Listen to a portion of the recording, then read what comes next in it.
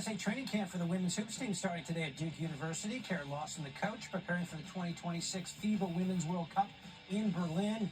Team USA, one of the most dominant forces in international sports, 8 straight Olympic gold medals, now getting ready for their next international competition.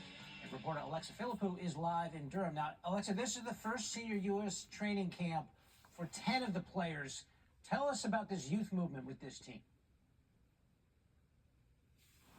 Yeah, David, definitely a lot of new faces, some college players, even Lauren Betts here. You had Juju Watkins on the sidelines, still coming back from her ACL injury, but trying to absorb it all in. That was one of the big messages that Sue Bird had for these young players, that they should take in everything they can, and that this isn't, the end-all, be-all for this young group that are trying to maybe make it into this mix for next year's World Cup, but absorb as much as they can with this opportunity.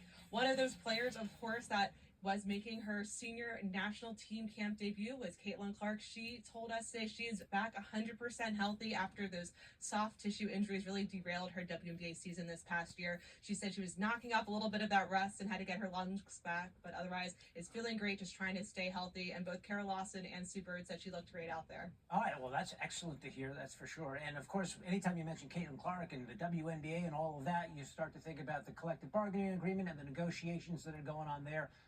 What did Caitlin Clark have to say about all that?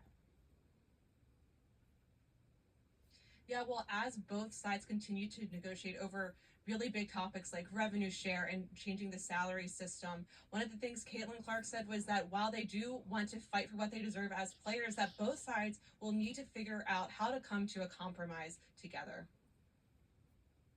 This is the biggest moment the WNBA has ever seen, and it's not something that can be messed up.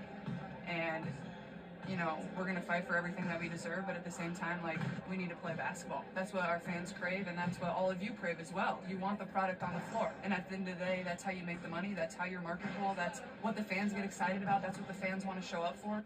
It's important that we find a way to, play this next season, and I think our fans and even everybody that has played in this league that has come before us deserve that as well. We also talked with Kelsey Plum. She's the first vice president of the Players Union. She was a little bit more, I would say, maybe pessimistic. She said she's been really disheartened by the state of negotiations and that there's still a lot of frustration over how far apart both sides are. Of course, both sides have until January 9th, 2026.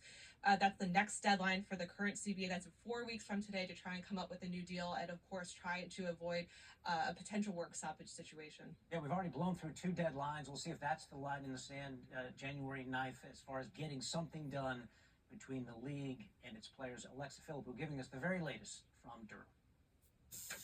Next Sports Center following NCAA.